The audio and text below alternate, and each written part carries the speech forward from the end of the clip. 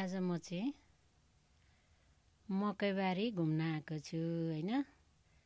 अब यसो विदेशको नि मकैबारी हेरौँ न त हैन।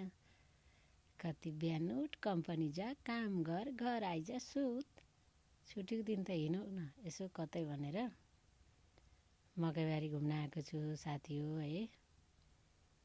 तर यो मकैबारी देख्दाखेरि म छक्क परे। खेती गराइ त यो रहेछ नि त तरिका। हेर्नु त कति थोरै ठाउँमा पनि जमारा जस्तो राखेछ क्या मकै। फलेको छ उ त्यस्तै मजाले फलेको छ। बिचमा बाटो पनि छ, यसो घुमफिर गर्ने ठाउँ पनि छ है। कस्तो मजा रमाइलो सर्रै हावा नि चलेको छ। बाटो छ यसो बिचबाट घुम्ने।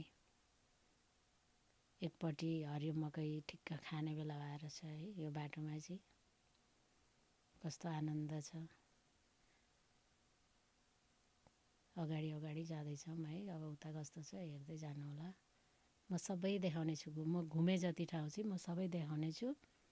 कहाँसम्म सक्छु हैन त्यहाँसम्म चाहिँ म देखाउने छु। यता पनि बाटो छ, यताबाट पनि छ बाटो। दुईपट्टिबाटै बाटो रहेछ हैन। हामी चाहिँ एउटा बाटो जाँदैछौँ। तर नि यता पनि बाटै छ। कस्तो रमाइलो छ कि। चड्क परेको साइड बेन्ड कस्तो मजाले मिलाएर गरेको है। थोरै ठाउँमा पनि यति धेरै मकै फलेछ कि।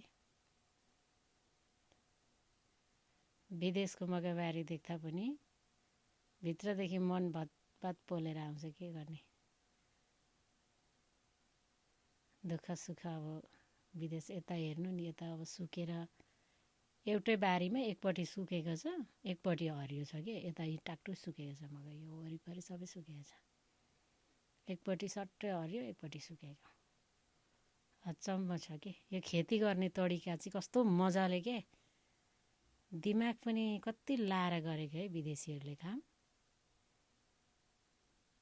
यति गरेर यस्तो रमाइलो ठाउँ बनाएपछि यहाँ पस्नलाई पनि पैसा तिरेर भित्र पस्नु पर्यो क्या। टिकट लिएर फिल्म हेर्न गए जस्तो। यस्तो रमाइलो छ। देशमा गऱ्यो भने के हुँदो रहेनछ। सर्रै बाटो छ त्यस्तै मजाको, त्यस्तै रमाइलो। मौसम त्यस्तै राम्रो छ। आज घाम लागेको छ हैन। घाम लागेको बेलामा मकैबारीमा सर्र घुम्दा यस्तै रमाइलो। झारहरू केही छैन। मकैबारी यस्तो बाक्लो छ।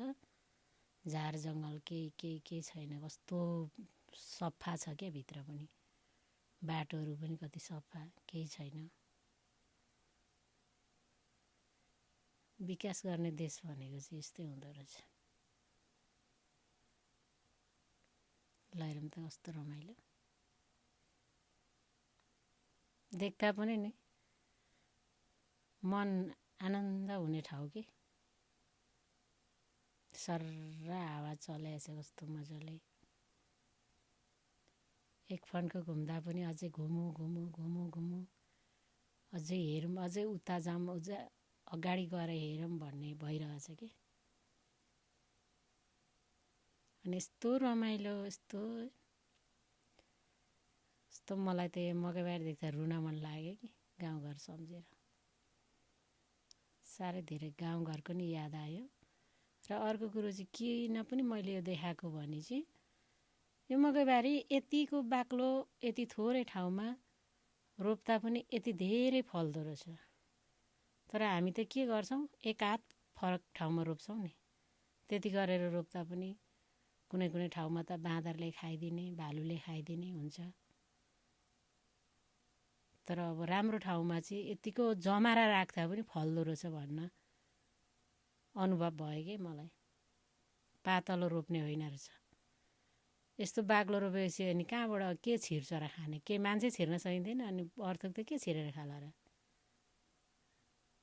हामी दसैँमा जमारा राख्थ्यौँ नि, त्यही तरिकाको यो जमारै बराबर छ क्या मकै। हाम्रो लागि चाहिँ जमारा, यहाँको लागि चाहिँ अब मकै अब फलिरहेछ। हेर्नु कत्रा कत्रा घोगा फलेको छ।